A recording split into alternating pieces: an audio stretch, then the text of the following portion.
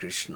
বাগবাজার গৌড়ীয় মঠের দ্বারা আয়োজিত জগৎগুরু নিত্যলীলা প্রবিষ্ট ওং বিষ্ণুপাদ পরমহংস অষ্টোত্তর শত শ্রীমদ্ ভক্তি সিদ্ধান্ত সরস্বতী গোস্বামী প্রভুপাদের 152তম বর্ষপূর্তি আবির্ভাব তিথি আমাদের কাছে সমাগত হয়েছে।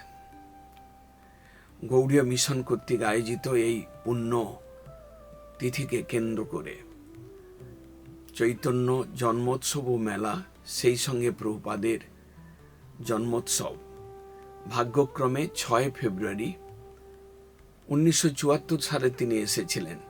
সেই দিনটাই আজকে, সেই তারিখটা আজকে ফিরে এসেছে। 6 ফেব্রুয়ারি 2026 সাল।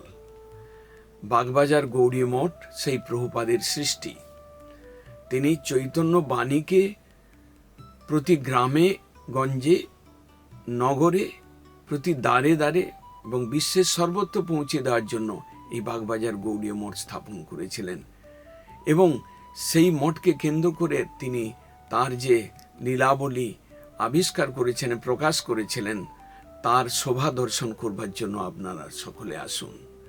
আমরা এই 6 ফেব্রুয়ারি তারিখে আমরা বিশেষ একটা প্রভুপাদের প্রতি শ্রদ্ধার্ঘ্য ভক্তিপূর্ণ প্রেমার্ঘ্য দান করবার জন্য প্রদীপ যাত্রা, শোভাযাত্রা, প্রদীপ নিয়ে গৌড়ীয় যুবগোষ্ঠীর দ্বারা 152টা প্রদীপ জ্বালিয়ে 152 জন যুবক বাগবাজারের পথে নামবে এবং তারা সেই প্রদীপ যাত্রা করে তারা প্রভুপাদের শ্রীচরণে প্রদীপ অর্ঘ্য দীপারতি সন্ধ্যার সময়ে 5টা থেকে 6টা আপনারা সকলে উপস্থিত হন।